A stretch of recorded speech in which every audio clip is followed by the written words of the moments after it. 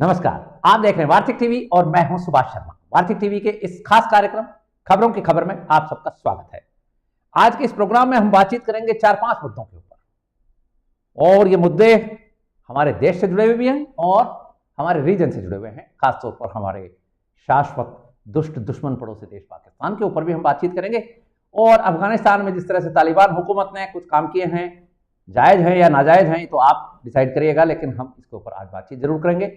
और साथ ही पीएम मोदी का जो भाषण है उसकी देश में बहुत चर्चा है, इसके ऊपर भी थोड़ा सा एक व्यू पॉइंट लेने की कोशिश करेंगे। और इन सब मुद्दों के ऊपर बातचीत करने के लिए हमारे साथ रहेंगे आर्मी वेटरन हैं और भारतीय प्रशासनिक सेवा के वरिष्ठ अधिकारी हैं, आईएएस रिटायर्ड कैप्टन श्रीमान आर विक्रम सिंह जी।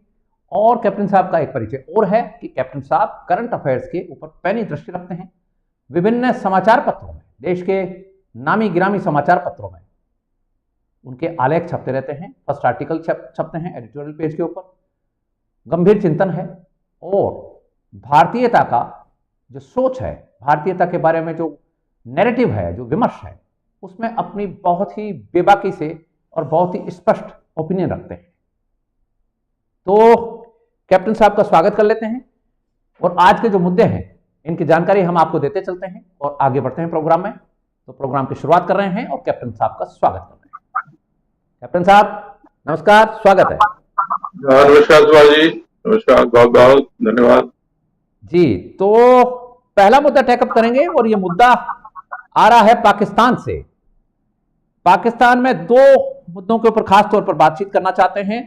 पहला मुद्दा है पाकिस्तान में जिस तरह से माइनॉरिटीज के ऊपर एट्रोसिटीज होती हैं, परसिक्यूशन होता है, उसमें हिंदुओं के साथ अब ईसाई समुदाय भी शामिल हो चुका है। हालांकि ईसाई समुदाय के साथ जिस तरह की बेकदरी पाकिस्तान में होती है उतनी विश्व के किसी कोने में नहीं है, और ईसाई समुदाय को वहां मसीह कम्युनिटी का एक तमगा दिया गया है और मसीह कम्युनिटी से काम साफ सफाई का, गटर की सफाई का काम कराया जाता है। किसी तरह का कोई अधिकार नहीं है, दोयम नहीं, तीसरा नहीं, चौथा नहीं, पांचवा नहीं, कोई 10वीं 11वीं नागरिकता भी उनके पास नहीं है बेचारों के पास, और खानदानी तौर पर ट्रीट किया जाता है। ऐसा नहीं है कि कोई क्रिश्चियन पढ़ लिख कर आगे बढ़ गया हो तो उसको कोई नवाज लिया जाएगा। अब जिस तरह के भी नाम हैं, वो परवेज हुदबोय जैसे जो लोग हैं, जो थोड़े से बहुत ज्यादा बेबाकी से बात करते हैं और एंग्लो इंडियन हैं, तो एंग्लो इंडियंस की स्थिति तो परवेज हुदबोय जैसे लोगों की ठीक है, बाकी जो लोकल जो कन्वर्ट्स हैं उनकी कोई स्थिति वहां नहीं है। और ऐसे भी जो दमित शोषित हैं, इनके ऊपर भी अत्याचारों का ऐसा खौफनाक कहर बरपा हुआ है।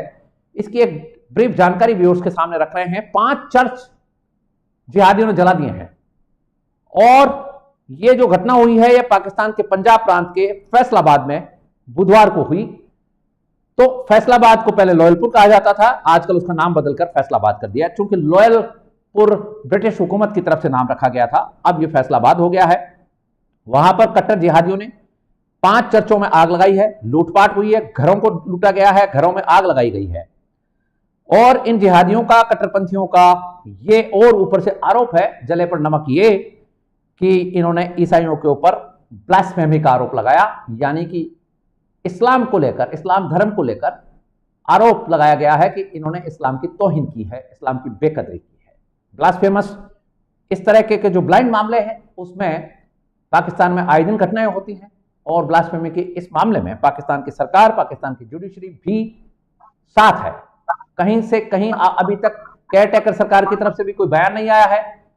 हाँ, यह बात जरूर है कि कुछ अखबारों में जिस तरह की रिपोर्टिंग हुई है उसके बाद पाकिस्तान की जो एडमिनिस्ट्रेशन है उसने इस मामले की जांच भी बैठाई है, लेकिन वही ढाक के 3 पात होने वाले हैं, किसी को कोई सजा होती नहीं, क्योंकि इस्लाम में जो ब्लास्फेमी है उसको लेकर किसी की औकात नहीं है। और खासतौर पर पाकिस्तान जैसे गुलाम देश में, जो कि अरबियों के पच्चिन्नों पर चलते हुए, वहाबियों के पच्चिन्नों पर चलते हुए अपने आप को इस्लामी कहते जरूर हैं, लेकिन इस्लाम के बारे में किसी तरह की कोई बात जो प्रोग्रेसिव हो वो करने की इनकी औकात नहीं है। ऐसे में ईसाइयों के ऊपर जिस तरह की घटना हुई है, दुर्घटना हुई है, इसके ऊपर हम कैप्टन साहब से उनका व्यू पॉइंट जानेंगे कि पाकिस्तान के जो हालात हैं इनको आप किस तरह से देख रहे हैं। तो देखिए सुभाष जी, जो पाकिस्तान की स्थितियां हैं वो आमतौर पे सारी दुनिया जानती है, भारत जान रहा है, देश जान रहा है, सब जान रहा है। चूंकि स्थितियां असंभव हैं, एक इम्पॉसिबल सिचुएशन जो है बनी हुई है।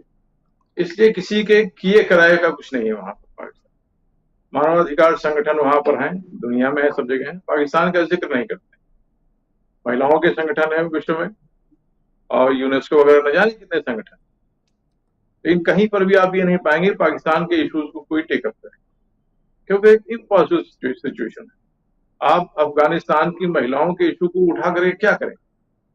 आप मलाला के इश्यूज उठा कर क्या करें? क्योंकि होना कुछ नहीं। भारत में थोड़ी सी भी स्थितियां बदल जाए, चर्च पे पत्थर पड़ गए थे भारत में, किसी चोर ने जाकर के वहां शीशा तोड़ दिया था, तो कितना बड़ा मामला बन गया था। यहाँ तक कि वेटिकन वगैरह से बयान आने शुरू हो गए, और जितने यहाँ के चर्च के बड़े बड़े पादरी लोग थे, उसने किस तरीके के बयान जारी किए, जैसे लग रहा था कि भारत पूरा हिंदू राष्ट्र जो है चर्च को एलिमिनेट करने में, क्रिश्चियंस को एलिमिनेट करने में लग गया। इशू सिर्फ ये था कि पत्थर किसी ने फेंक दिया था, और एक बार किसी चर्च में चोरी हो गई, और फिर चोरी पता लगा कि उसी में ही काम करने वाले जो लोग चोर उन्हीं में से ही था। और यहाँ पे आप देख रहे हैं कि ये 5 चर्च, 8 CNN ने 8 बताया है, 8 चर्च जो है डैमेज करके फूंक दिए गए, आग लगा दी गई, सिर्फ इस अफवाह पर कि कुरान शरीफ की जो है बेअदबी की गई है। तो इस प्रकार की बातें होगी। ये शुक्र मनाइए कि लोग इतने दबे कुचले हैं कि उनको मारने की, कत्ल करने की जरूरत नहीं पड़ी, वरना हो सकता है आदमियों को भी हम जलती हुई तस्वीरें भी देखते वहां। तो वहां पर अल्पसंख्यक समाज, हिंदू समाज, क्रिश्चियन समाज, अहमदिया समाज और शियाओं को भी उसमें ले लें, इन सब की स्थितियां बहुत बुरी हैं, और बुरी से बुरी होती चली जा रही है। शिया भी इसी श्रेणी में आ रहे हैं। अभी मुहर्रम के दिन शियाओं के एक जुलूस में बम ब्लास्ट हुआ, मेरे ख्याल से 35-40 लोग उसमें मारे। फैसलाबाद में 8 चर्च जला दिए गए, और बाजौर का अटैक हमें पता ही है कि उसमें 55-56 लोग मारे गए। शायद ये उस समय की खबर है, जो घायल हुए थे 150-200, उनमें भी और मर गए बहुत से। शायद ये फिगर हो सकता है 100 के आसपास पहुंच रही हो। और 300 अटैक हो चुका है, जिसमें कि ये कहा जाता है कि अफगानिस्तान स्पॉन्सर्ड जो टेररिस्ट हैं, या TTP है, जो भी कह लीजिए आप, ISIS, तो करीब 300 अटैक 2023 में ही हो चुका, और 90 अटैक हुए हैं जुलाई के महीने में ही अकेले। तो आतंकवाद के माहौल में पाकिस्तान में संगठनों में एक दूसरे से कंपटीशन चल रहा है, कौन किससे बड़ा आतंकवादी अपने को सिद्ध करता है। इसलिए कुछ लोग चर्च जला रहे हैं, कुछ लोग मुहर्रम पे शियाओं को मार रहे हैं, कुछ लोग सीमाओं पे जहां पर की मजहब का अनुपालन सही तरीके से नहीं हो रहा है, वहां पर बम ब्लास्ट कर रहे हैं। तो पूरा पाकिस्तान का जो क्षेत्र है, मुल्ला मौलवी का इलाका है, जिहादियों का इलाका है, पूरा जिहादी समाज वहां पर पाकिस्तान को पाकिस्तान बनाने में लगा, कि पाकिस्तान किस तरीके से एक लैंड ऑफ इस्लाम जो कंसीव किया गया था, कि भाई ये अकेला कंट्री, अकेला मुल्क है जो इस्लाम के नाम पे बना, तो इसका कंडक्ट 75 वर्षों में इस हद तक बढ़िया कर दिया जाए, सुधार दिया जाए, तो एक इस्लामिक राष्ट्र हर तरीके से, हर दिशा से दिखने लगे। तो उसके लिए ये सब हमारे जिहादी सब लगे हुए हैं, प्रयास कर रहे हैं, और उसको सफलताएं भी मिल रही। जिस तरीके से पाकिस्तान की दशा है, जिस तरीके से पाकिस्तान चल रहा है, पाकिस्तान या इस्लामिक कंट्रीज में विकास का कोई कॉन्सेप्ट नहीं होता, विकास से कोई अर्थ नहीं, क्योंकि आपकी जिंदगी का फैसला, आपके जो भी आपके कर्म है, उसका फैसला तो ऊपर होना। विकास, डेवलपमेंट कोई इशू है ही नहीं, तो इसलिए उसकी तरफ फोकस, तवज्जो नहीं आती। आपका कंडक्ट किस तरीके से, किस हद तक आप अपने धर्म को, मजहब को मानने वाले हैं, किस तरीके से आप मानते हैं, किस तरीके से दिए गए निर्देशों को, कुरान में और हदीस में दिए गए निर्देशों का पालन करते हैं, उसके मुताबिक आपके ऊपर फैसला। और ये दुनिया तो खाली एक सराय किस्म की है, जहां पर कि आपको रुकना है, इम्तिहान देना है, और उसके बाद फिर आपका फैसला क़यामत के दिन होना। तो उसमें डेवलपमेंट, विकास, एजुकेशन, शिक्षा और बेहतरी, समाज की बेहतरी, ये सब एक फालतू सी बातें हो जाती हैं, इसका कोई अर्थ नहीं बनता। और इसके बारे में एक धार्मिक भाषणों में, प्रवचनों में जो इनके यहाँ होता है, तकरीरें होती हैं, उनमें या मौलवी साहबान जो मेंबर पर खड़े होकर बोलते हैं, उसमें उन सब चीजों का कोई जिक्र नहीं होता, कोई अर्थ ही नहीं है उसके पाकिस्तान के लिहाज से या एक इस्लामिक राष्ट्र के लिहाज से। तो ये लोग जो कश्मीर को पाकिस्तान बना रहे थे, अब तक लगे हुए थे कश्मीर बनेगा पाकिस्तान, अब बाकी सब लोग जुट करके अफगानिस्तान के ये ISIS वाले, TTP वाले और तालिबान सब लग करके पाकिस्तान को पाकिस्तान बना रहे हैं। बाकी पहले पाकिस्तान तो पाकिस्तान बन जाए, फिर कश्मीर पाकिस्तान बनेगा। और आज की जो स्थितियां हैं पाकिस्तान की, उसमें हम लोग तो उम्मीद कर रहे थे कि अब जल्दी ही ये देश बिखराव की तरफ चलने वाला है और बिखर करके जमीन पे आ जाएगा। लेकिन बहरहाल कुछ मुकद्दर ऐसा है, कुछ सिचुएशन ऐसी, कुछ स्थितियां ऐसी हैं कि वो चीज अभी नहीं हो पा रही। कुछ हमारी भी कोशिशों में कुछ कमी रह जा रही है, ऐसा लगता है मुझे। वरना ये पाकिस्तान तो हमारे लिए कोई बहुत बड़ी समस्या नहीं होना चाहिए था। जब देश आजाद हुआ 1947 में सुभाष जी, तो ये पाकिस्तान एक बहुत बड़ी ऑब्स्ट्रक्शन के तौर से हमारे जो एक भुजा काट करके, एक हाथ काट करके बना दिया कि हमारे हिस्से को हमारे लिए एक बाधा बना दिया गया। तो हमारी पॉलिसी, इंडिया की जो पाकिस्तान पॉलिसी है, क्या होनी चाहिए? हम लोगों ने जो होनी चाहिए थी पॉलिसी, जो जियोपॉलिटिक्स की डिमांड, जो ज्योग्राफी कहती थी, जो इकोनॉमिक्स कहती थी, जो हमारी बेहतरी और तरक्की का रास्ता कहता, उसके ठीक अपोजिट हमने जो है रास्ता पकड़ लिया कि हम सह अस्तित्व की बात करें। जो हमसे ही कट करके बना हुआ है, हमारे ही कश्मीर पे उसने हमला किया हुआ है, उसको 1/3 हिस्सा कब्जा भी कर लिया। तो आप उससे सह अस्तित्व की बात कर रहे हैं, मोहब्बत की बात कर रहे हैं, साथ रहने की बात कर रहे हैं। वो क्या क्या कहते हैं उसको, एक बड़ा अच्छा शब्द है, मैं भूल गया हूँ, जिसको आंटियां लेकर के चलती रही बहुत दिन तक भारत और पाकिस्तान के बीच में, अमन की आशा। अमन की आशा। हाँ, तो हम इन आशाओं के दिए लेके घूम रहे हैं, जैसे जलाए हुए, कि हम लोगों में जो शांति हो जाएगी, अमन हो जाए। तो जबकि पाकिस्तान का अस्तित्व ही इस तरीके से उसमें अमन की गुंजाइश बनती ही नहीं। उनका टारगेट बड़ा सीधा सा है। किसी देश का टारगेट लक्ष्य अपने बेसिक लक्ष्य के विपरीत नहीं जा सकता। वो बना है इस्लाम के लिए, इस्लाम के प्रचार प्रसार के। कश्मीर चाहिए था उनको कि कश्मीर एक इस्लामिक एरिया है, वो हमारा है, तो चूंकि वहाँ इस्लाम के मानने वालों की, कश्मीर हमारा, तो हमें मिलना चाहिए। उन्होंने आक्रमण कर दिया हमारे देश पर। हमसे 1/5वीं हैसियत का देश इस्लाम के जुनून में, धार्मिक जुनून में हमारे ऊपर आक्रमण कर देता, और हम लोग 1/3 अपना हिस्सा देकर के उसके बाद उनसे शांति खरीद रहे हैं कि शांति हमारे बीच में रहे। तो हमारे एटीट्यूड में, उनके एटीट्यूड में कितना जमीन आसमान। हमारा दृष्टिकोण क्या होना चाहिए था कि भाई ये जबरदस्ती अंग्रेजों ने बना दिया एक कंट्री जो हमारे लिए बाधा, ऑब्स्ट्रक्शन है। This area, this country should with another. ठीक है, इसके कई सेगमेंट्स इसके बन गए हैं, तो इसकी कोई आवश्यकता नहीं है। अब अंग्रेज चले गए हैं, अब हमारी पॉलिसी ये होनी चाहिए कि ये जो इसके अलग अलग इलाके हैं, इसको डिसमेंटल करके और अपने लिए जो ऑब्स्ट्रक्शन है पश्चिम एशिया के रास्ते की तरफ, वो उस ऑब्स्ट्रक्शन को खत्म कर दिया। अभी एक लेख हमारा छपा है सुभाष जी, आपने शायद पढ़ा भी होगा, मैंने भेजा जी, बिल्कुल बिल्कुल, आपने भिजवाया था। हाँ, उसमें मैंने कहा ये बात, इस थ्योरी को मैं डेवलप कर रहा हूँ बहुत दिनों से, कि जब हम दुनिया के सबसे समृद्ध देश थे, और ये समृद्धि शुरू हुई बहुत पहले से, तो उस समय जब चंद्रगुप्त मौर्य का शासन हुआ, तो गांधार वगैरह सब ये सब भारत की सीमाओं पर था।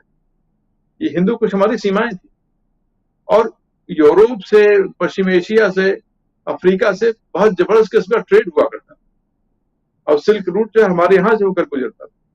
तो उस ट्रेड में, उस व्यापार ने हमको दुनिया के सबसे समृद्ध देश बनाया। यहां तक कि रोमन एम्पायर के दिनों में वहां की सेनेट ने कानून पास किया कि भाई आप लोग भारत की मलमल और कपड़े मत मंगाइए, क्योंकि हमारे यहाँ सोने की कमी होती चली जा रही, ये उनके रिकॉर्ड्स में। तो अब इस हद तक समृद्धि भारत में आ रही थी उस जमाने में जब चंद्रगुप्त मौर्य का शासन। ये क्यों ऐसा था? क्योंकि ये रास्ता हमारा खुला, हमारे और यूरोप तक, हमारे और अफ्रीका तक, हमारे और पश्चिम एशिया तक किसी भी प्रकार का कोई ऑब्स्ट्रक्शन नहीं था व्यापार में। और उन व्यापार के रास्तों पर हमारी सेनाओं का, हमारे शासकों का, हमारे सेनापतियों का पूर्ण नियंत्रण हुआ करता, और इस तरीके से हमारी समृद्धि बढ़ रही थी। हम नंबर 1 के देश थे दुनिया में, हजारों वर्ष तक। ईस्टर्न घाट्स के ऊपर जो भारत के पुराने बंदरगाह हैं, रहे हैं वहां पर, और वेस्टर्न घाट्स के ऊपर आज भी खुदाई में रोमन एम्पायर के गोल्ड के कॉइन्स मिलते हैं खुदाइयों में। दूसरी बात, आज हमारा जो हम जो लोग हैं, जो पढ़े लिखे कहलाते हैं, मॉडर्न कहलाते हैं, जो वेस्टर्नाइज कहलाते हैं, वो ऑलिव ऑयल को बहुत पसंद करते हैं।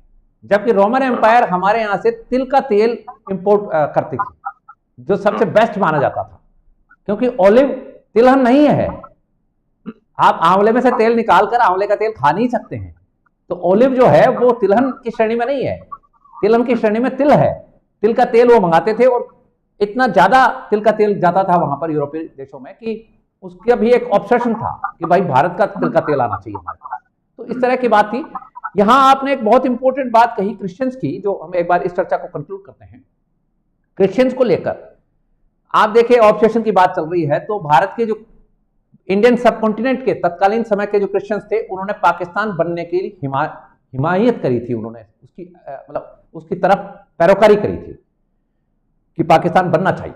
और उसके जो प्रमुख लीडर थे उस वक्त के क्रिश्चियन कम्युनिटी के, वो दीवान बहादुर सत्यप्रकाश सिंघा उनका नाम था।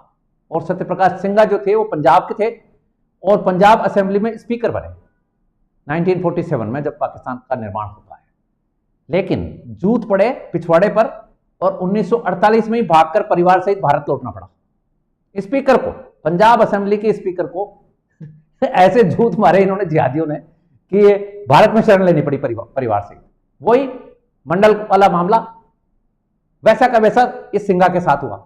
तो क्रिश्चियंस जो हैं वो उस समय, तो आज भी भारत में, केरल में देख लीजिए आप और दूसरे प्रांतों में देख लीजिए, ये हिंदुओं का विरोध करते हैं और इस्लामिक ताकतों का साथ देते हैं, जबकि इनकी पिटाई हो चुकी है वहां पर बुरी तरह से। और दूसरी बात, कुछ पर्शियन कम्युनिटी भी थी उस समय की जो इनके साथ थी। पर्शियंस, आज कराची में एक पर्शियन नाम का आदमी नहीं है सरनेम का, जबकि उस कोई जमाने में पर्शियंस की कराची में बहुत बड़ी पॉपुलेशन थी। सवाल यहां यह है कि स्वीडन में कुरान जलाई गई। पूरे दुनिया के जो इस्लामिस्ट हैं उन्होंने आवाज उठाई कि स्वीडन का बॉयकॉट करो। क्या आपको लगता है कि अब जो यूरोपियन क्रिश्चियंस हैं या वेस्टर्न क्रिश्चियंस जो हैं अमेरिका सहित, इनको बॉयकॉट पाकिस्तान का नारा नहीं लगाना चाहिए? लगाना तो बिल्कुल चाहिए। और मैं तो उम्मीद कर रहा था कि 8 चर्च तो इतनी बड़ी संख्या है कि पोप का बयान होना चाहिए और दुनिया के सारे क्रिश्चियंस एक होकर के पाकिस्तान का कंडेम करना चाहिए, उनको बैन करने को और ट्रेड एम्बार्गो लगाने तक की बात करनी चाहिए। लेकिन वो चीजें नहीं होती। परेशानी बहुत बड़ी ये है। असल में पाकिस्तान अपने दुश्मनों से, आंतरिक दुश्मनों से, देखिए ये नैरेटिव बनते कैसे? जब हमारे यहां अंदर से नैरेटिव बन करके जाता है तो दुनिया उसको टेकअप करती है। जैसे हमारे यहाँ दलित नैरेटिव बड़ी तेजी से दुनिया में पहुंचता है, बहुत तेजी से। अजीब फर्जी कहानियां जो भी है, जितनी फॉल्ट लाइन्स यहाँ की हैं वो लिखी यहीं जाती है, यहीं के लोग बैठ कर लिखते हैं, जो हमारे सूडो इंटेलेक्चुअल्स है, बैठ कर लिखते हैं और दुनिया की मार्केट में जाता है, मीडिया में वो फैल जाता है। चलो, अब पाकिस्तान अपने इंटरनल जो फॉल्ट लाइन जो भी हैं उसके पर जो उनको चलाने वाले हैं उनको इस तरीके से हैंडल करता है कि किसी की हिम्मत नहीं है कि इस बात को बाहर फैलाए और बाहर ये नैरेटिव फैले। उनकी अभी लाशें तो आप गायब हो नैरेटिव गई। की बात कर रहे हैं, अभी तो चाइना के डर से पाकिस्तान को अमेरिका अपनी वापस से गोद में ले रहा है और वापस से सारी सहायता देना शुरू कर चुका है। ये फिर जैसे हमारी पुरानी कहानी नहीं है सुभाष जी कि बैताल फिर डाल पे जाकर लटक गया। अब सारी कहानी सुनने के बाद विक्रम ने सारी कहानी सुनाई, सब बता दिया, उसकी समस्या का समाधान भी कर दिया। फिर वो कहता है तूने तो मुंह खोल दिया, जब तूने मुंह खोल दिया तो मैं फिर जाता हूं वापस, फिर जाकर के डाल पे लटक गया। तो वही हाल है पाकिस्तान और चीन के, सॉरी, अमेरिका के रिलेशंस में। जो इन्होंने, हमारे ट्रम्प साहब ने जिस तरीके से पाकिस्तान को लथेड़ करके औकात दिखा दी थी और भिखमंगे की स्थितियों में देश आ गया था बुरी तरीके से, और अमेरिका को किसी भी तरीके से पाकिस्तान की आज जरूरत भी नहीं है, कोई जरूरत नहीं। लेकिन आज फिर वो न जाने कौन सा नैरेटिव उनके यहाँ चलता है, बैठ करके पेंटांगन वगैरह इन लोगों ने बैठ कर बना लिया है। क्या पाकिस्तान फिर उनकी रिक्वायरमेंट हो गया? अरे क्या पाकिस्तान आपका करने जा रहा है भाई? एक हमेशा से डबल क्रॉस करने वाला कंट्री, जो कि आपके खिलाफ हीरोइन सप्लाई करता रहा। $30 बिलियन की हीरोइन सप्लाई की उसने उस टाइम पे जब पीक पे चल रहा था अफगान वॉर, जब अफगान वॉर बिल्कुल पीक पे चल रही और जबरदस्त तरीके से अमेरिका सपोर्ट कर रहा था, CIA सपोर्ट कर रहा था मुजाहिदीन को। उस दौरान अपने एटम बम को फाइनेंस करने के चक्कर में पाकिस्तान ने उन दिनों की बात मैं कर रहा हूं कि $100 बिलियन एनुअल वो हीरोइन का ट्रेड किया करता था पाकिस्तान अपने स्पॉन्सर्ड एक सीक्रेट ऑपरेशन में, जो कि आईएसआई चलाया करती थी इसे। तो इस दुनिया के सबसे बड़ी यदि कार्टेल की कोई मालिक है तो वो तो ऐसा ही पाकिस्तान की खुफिया एजेंसी है। हाँ, बिल्कुल ठीक बात है।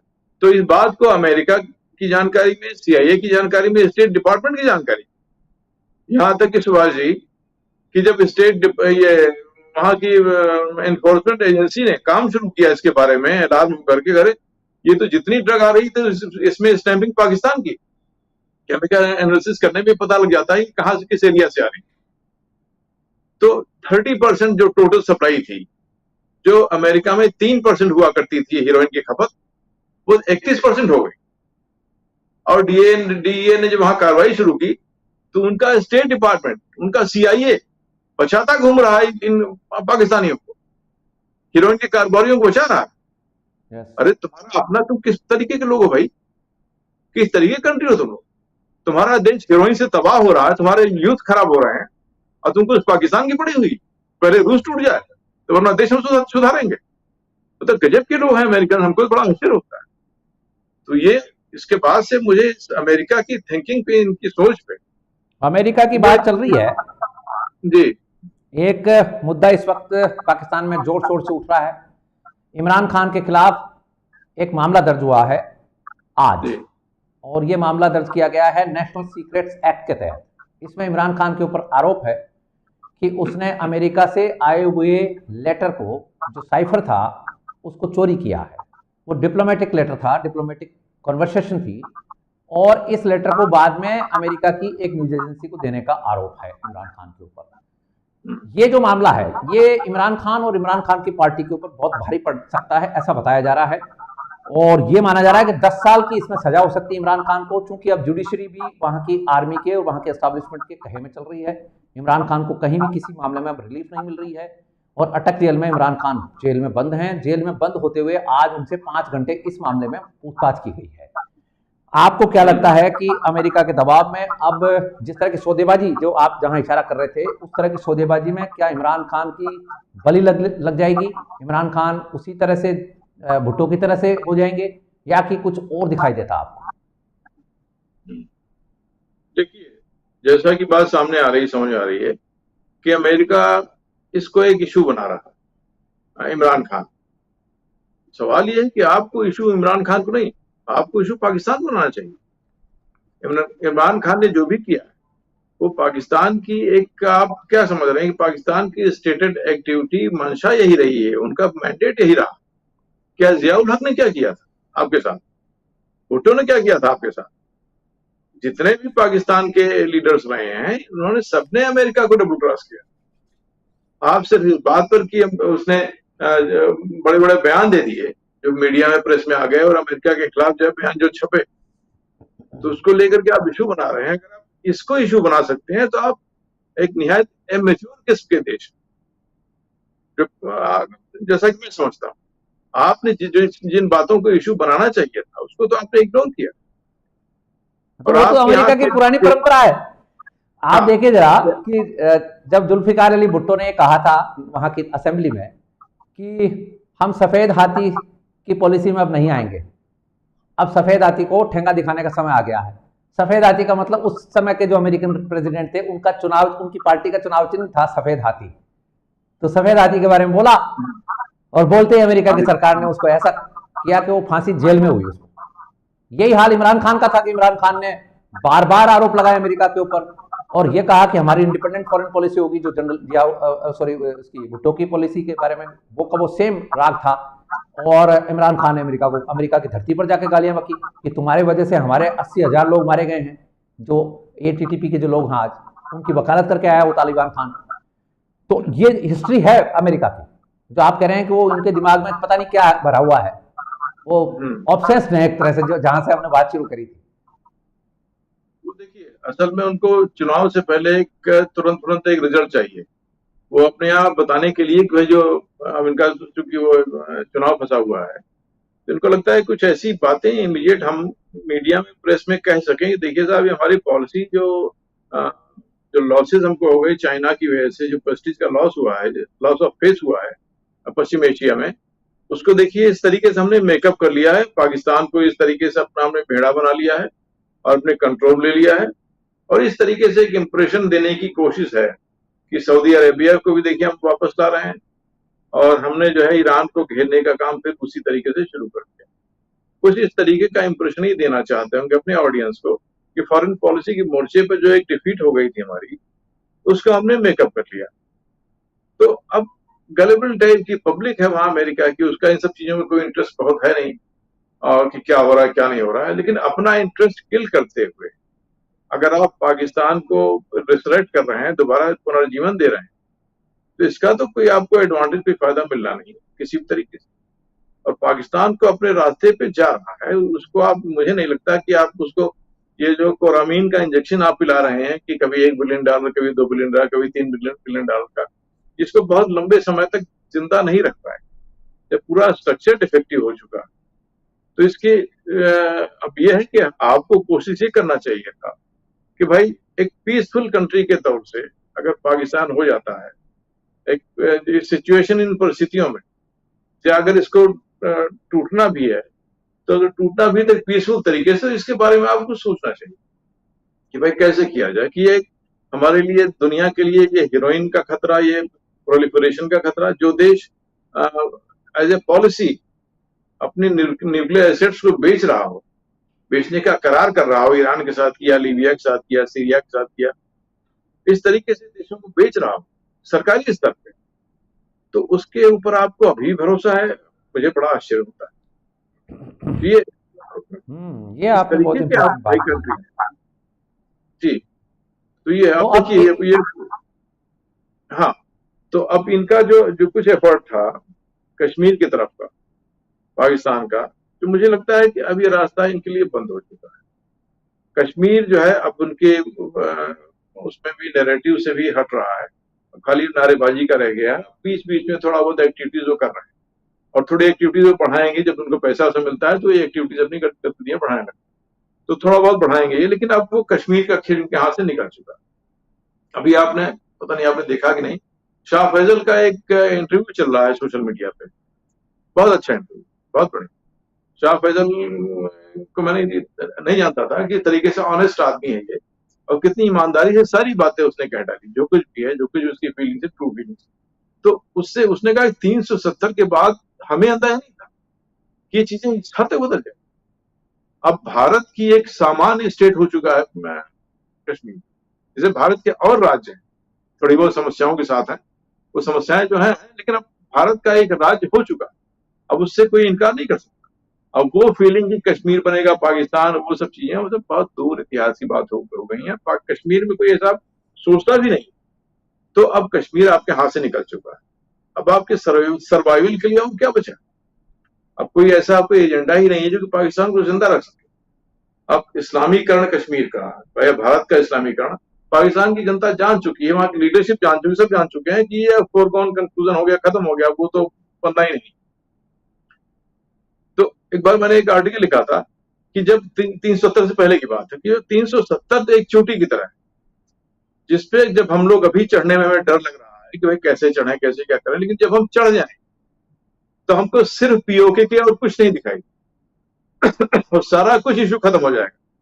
टोटल कश्मीर का सारा इशू, सारा विवाद खत्म हो जाएगा। आप सिर्फ पीओके को ही देखें, और सुभाष जी आज की तारीख में वही हुआ कि पीओके के अलावा कोई मुद्दा कश्मीर का बचा ही नहीं परसेप्शन।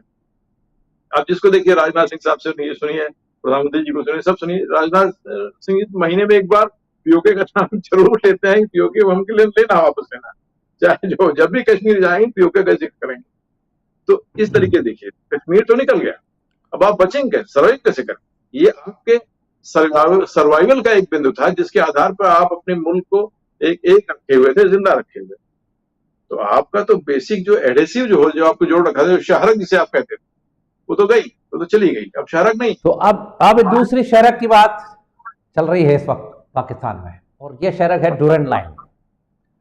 यदि ड्यूरेंट लाइन का जो बढ़ता हुआ विवाद दिखाई दे रहा है इस वक्त दुनिया के पूरे जो जियोपॉलिटिक्स के जो जानकार लोग हैं, अल जजीरा तक में ये रिपोर्टिंग चल रही है कि अफगान तालिबान और पाकिस्तान सरकार के बीच में, पाकिस्तान आर्मी के बीच में तनाव बढ़ता जा रहा है। लेकिन आज हम उसके ऊपर बातचीत नहीं करेंगे। बातचीत हम ये करना चाहते हैं, जिस तरह से आपने अमेरिका की बात की और पाकिस्तान को लेकर आपने जिस तरह की तनकीद की है, उसमें एक तनकीद और बनती है कि रूल बेस्ड इंटरनेशनल ऑर्डर और मोरालिटी की बात करने वाला अमेरिका, डेमोक्रेसी में बिलीव करने वाला अमेरिका, जगह जगह डेमोक्रेसी के लिए सरमंस पिलाने वाला अमेरिका पाकिस्तान को एक तरह से इग्नोर किए हुए है, दूसरी तरफ अफगानिस्तान को भी इग्नोर किए बैठा है। एक तरफ ह्यूमन राइट्स की बात है, वहां पर कोई ध्यान नहीं है, और दूसरी बात अब आज की ताजा खबर यह है कि अफगानिस्तान की तालिबान हुकूमत ने वहां की सभी पॉलिटिकल पार्टीज के ऊपर बैन लगा दिया है। यदि इंटरनेशनल जो स्थिति है, इंटरनेशनल जो बॉडीज हैं, यूएन सहित अमेरिका इस मामले में ज्यादा पहल करता है, इनको कोई चिंता नहीं हो रही है, और अफगानिस्तान में जो डेमोक्रेसी को बहाल होना चाहिए, अफगानिस्तान की आवाम को वहां का एक जिसको कहते हैं गवर्नमेंट में फॉर्मेशन में भागीदारी होनी चाहिए, उसकी तरफ कहीं कोई बयान नहीं आया है। और ये जो खबर है इसको आप किस तरह से देख रहे हैं, किस तरह का सीन आपको अफगानिस्तान का बनता हुआ दिख रहा है?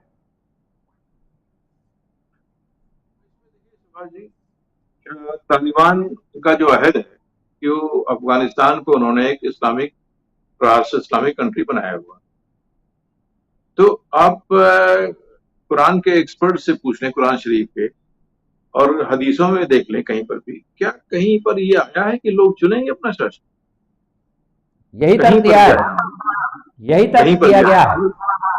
हाँ, तो एक अमीर होगा जिसको कि अमीर चुना जाएगा, तय किया जाएगा, जो आपकी उम्मा होगी, जो कि एक शासक वर्ग है, जो धार्मिक लोग हैं, वो लोग एक अमीर उल मोमिनीन उसका पद है, अमीर उल मोमिनीन। हाँ, तो अफगानिस्तान में अमीर तो है ना, अमीर उल मोमिनीन तो है ना, आज की तारीख में है। तो वो इस्लामिक डेमोक्रेसी जो हमारी जो धार्मिक किताबें हैं, क्योंकि अब धर्म के आधार पर आप चलाना है, तो जो धर्म में जितनी डेमोक्रेसी दी हुई है वो अफगानिस्तान में लागू है। तो ये जो पॉलिटिकल पार्टीज, इसका कोई कॉन्सेप्ट नहीं। जब इसका कॉन्सेप्ट नहीं है तो इसको मानते हुए ये एक तरीके से एक बाधा थी इस्लामिक राष्ट्र के रास्ते, उन्होंने हटा दिया। तो इसमें आपको किसी को क्या तकलीफ, अमेरिका को क्या तकलीफ होनी चाहिए भाई? हम जब आप छोड़ करके चले भी गए यहाँ से, आप तो हमको डेमोक्रेसी दे रहे थे ना, आप तो लगे हुए थे डेमोक्रेसी ने बॉक्स आप लेकर के आ रहे थे। आपके कौन थे जनरल साहब जिन्होंने बड़ा अच्छा प्लान वगैरह करके आए थे डेमोक्रेसी वहां किस तरीके से स्प्रेड करें, आर्मी वहां पर डेमोक्रेटिक स्टेट निजाम लेकर के आएगी। ओबामा साहब का जमाना था वो, तो उस टाइम पर आप डेमोक्रेसी के लिए आपने सब कुछ तो कर डाला, शिक्षा, एजुकेशन वगैरह पढ़ाए, लोगों को, बच्चों को पढ़ाया, सबको पढ़ा, लड़कियों को पढ़ाया, क्या कुछ नहीं किया।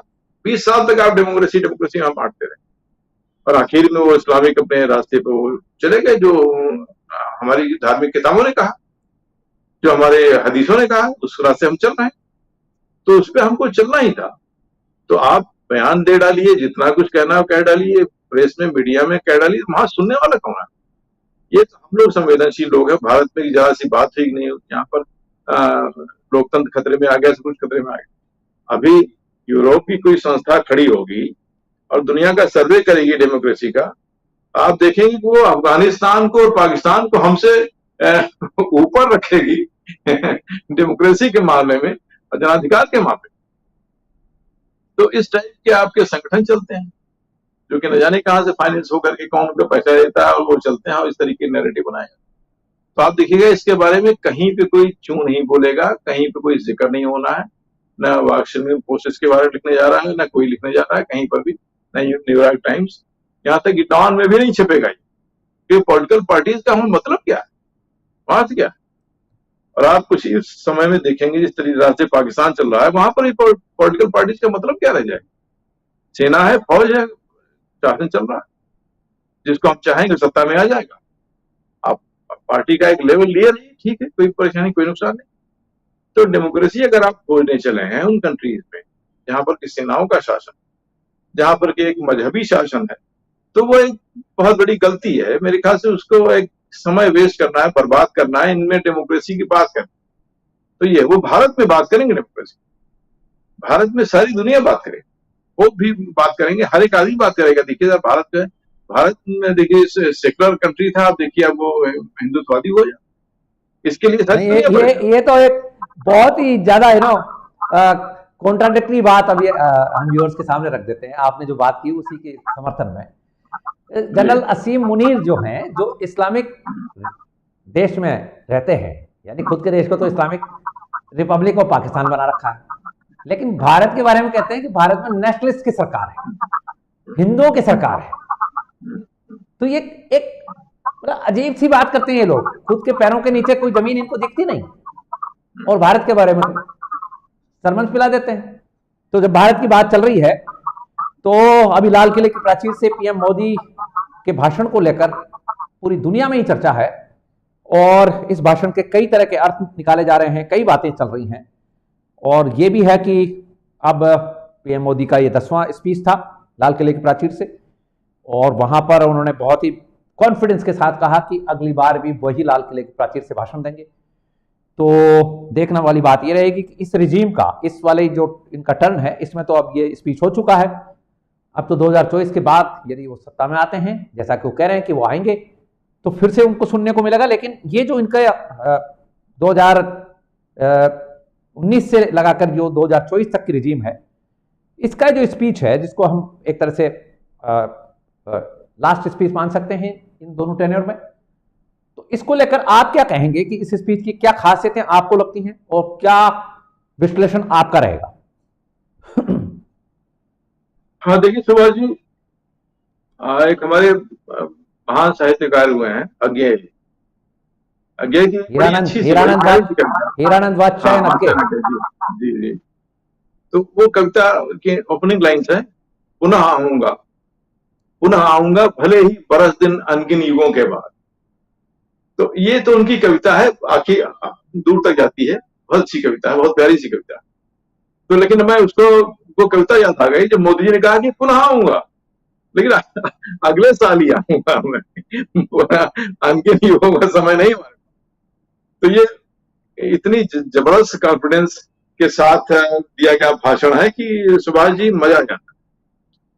तो खैर कॉन्फिडेंस तो हमेशा लबरेज रहता है मोदी जी का जब भी भाषण देते हैं लाल किले से, लेकिन ये बड़ी गजब की बात है। इससे एक तरीके से जो कहा जाए कि जिनके मन में थोड़ा बहुत अविश्वास था, मोदी जी ने बिल्कुल टंके की चोट पे ये बात कही थी, मैं वापस आऊंगा। और किसी को भी, मैं नहीं समझता जिसने भाषण सुना है किसी को एक क्षण के लिए भी संदेह होगा कि मोदी जी नहीं आ रहे, उनको आना है, ये भरोसा सभी भारतीयों के दिल में है। और कौन है, सबसे बड़ी बात की चैलेंज में कौन है उनको चुनौती देने वाला। यहां तक कि 15 अगस्त के इस मौके पर भी वो लोग कोई नहीं आया है, गठबंधन के लोग, उनकी कुर्सियां खाली रही सबकी, केजरीवाल एक कोने में आकर के बैठ गए थे और कोई आया ही नहीं। मतलब एक जो प्रशासनिक सुचिता है, एक तरीके से राजनीतिक सुचिता है कि आप लाल किले के उस कार्यक्रम का बायकाट कर रहे हैं, इस हद तक हॉस्टिलिटी आप लोग में आ चुकी। तो अब ये आप देखिए कि उनकी दशा क्या है। उनका एक जो है तुर्क का पत्ता हुआ करता था, हमारा ये शरद पवार था। अब जो दशा उनकी हो गई कि उनके बारे में कहा जा रहा है कि साहब उसमें कुछ अंदर खाने में वार्ताएं चल रही, चाचा भतीजे में, और उनको ये ऑफर किया जा रहा है, वो ऑफर किया जा रहा है। अब ये गठबंधन कहाँ गया? ममता दीदी वो बंगाल से बाहर निकलने को तैयार नहीं है, और बंगाल में किसी को कोई दूसरी एक सीट देने को तैयार नहीं। तो जाहिर गठबंधन में होना न होना उनका बराबर। अब ये नीतीश कुमार साहब को देखिए, अभी ये श्रीमान जी भी अटल जी के पे आए थे दिवस पर, और वहां पर मारा भूल चढ़ा गए समाचार वगैरह। ये तो अब दोनों की ये जो I.N. वाले जो है डॉट, इनके जो दो स्टॉलवर्ड्स हैं, शरद पवार और नीतीश कुमार, इनके तो आपको जल्दी कुछ ना कुछ समाचार मिल जाएंगे। हाँ, बल्कि ये डॉट में नहीं है।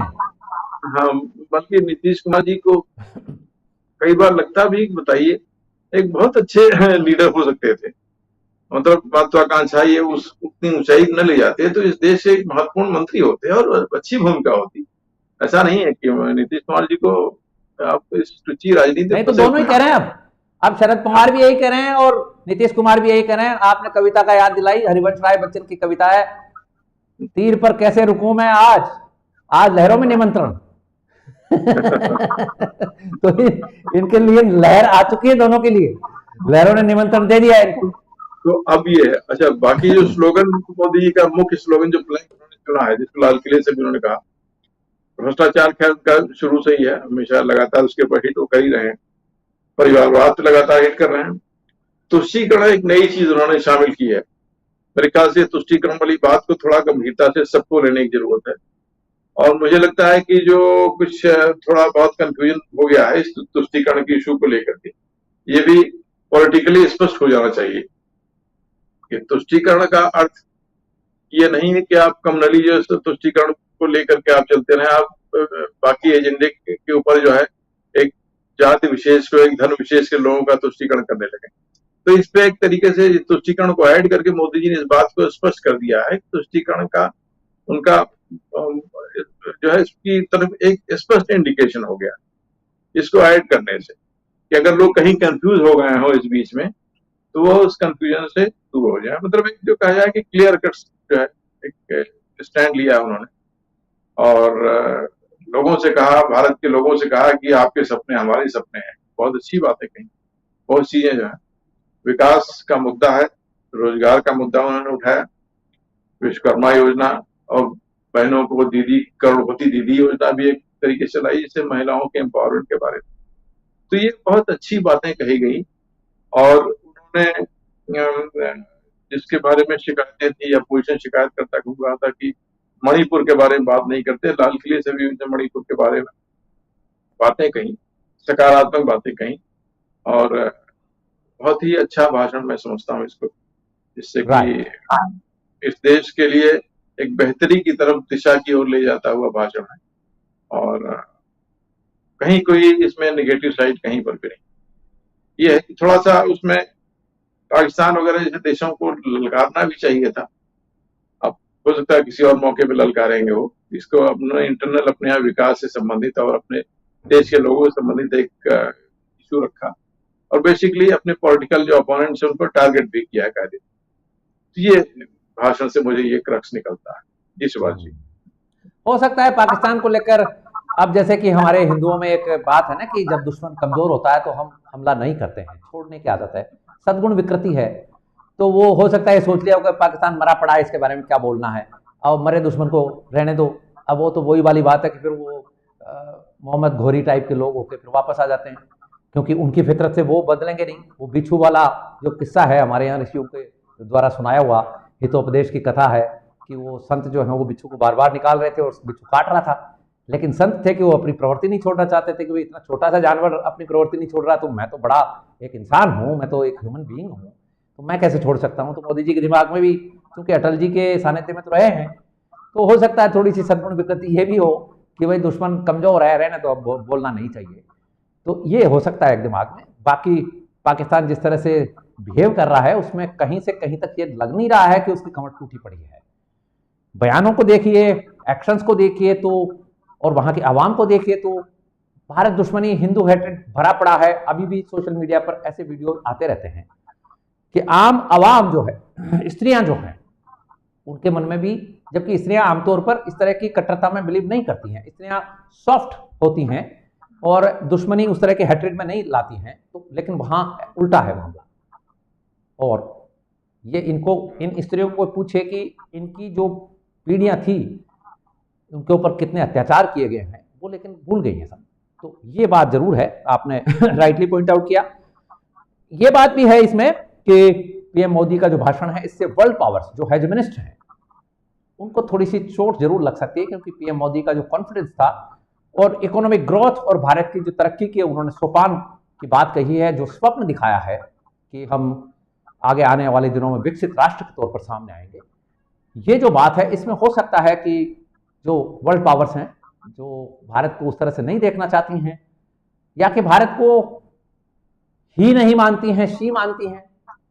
We don't want to differentiate and we don't want to demoralize she, but वो वेस्टर्न पावर्स की तो बात है ना, जिन्होंने अपनी औरतों को वोटिंग का राइट ही नहीं दिए थे, तो उनके नजर में ही और शी में फर्क है। अब्राहमिक रिलीजन्स में ये फर्क है, तो वो जरूर भारत को नहीं देखते हैं, लेकिन भारत बढ़ेगा तो बढ़ेगा, और पीएम मोदी का यदि कॉन्फिडेंस है और भारत की जनता पीएम मोदी के साथ है तो फिर देखने वाली बात ये रहेगी कि भारत विकसित राष्ट्र बन भी सकता है, क्योंकि उसमें जनता का भी योगदान और जनता का भी जो कर्म है वो होता है। अदरवाइज कोई भी देश विकसित देश नहीं बन सकता है, किसी नेता के भरोसे नहीं बन सकता है। जी पीओके को लेकर के पॉजिटिव खबर है सुभाष जी जी कि 15 अगस्त को वहां पर काफी सक्रियता देखी गई, और यहाँ तक भी कहा जा रहा है कि वहां पर लोगों ने झंडे फहराए, भारत के झंडे फहराए गए पीओके में। ऐसी बातें सामने आ रही हैं, इसके बारे में फोटोग्राफ तो नहीं है, लेकिन ये बातें कही जा रही हैं।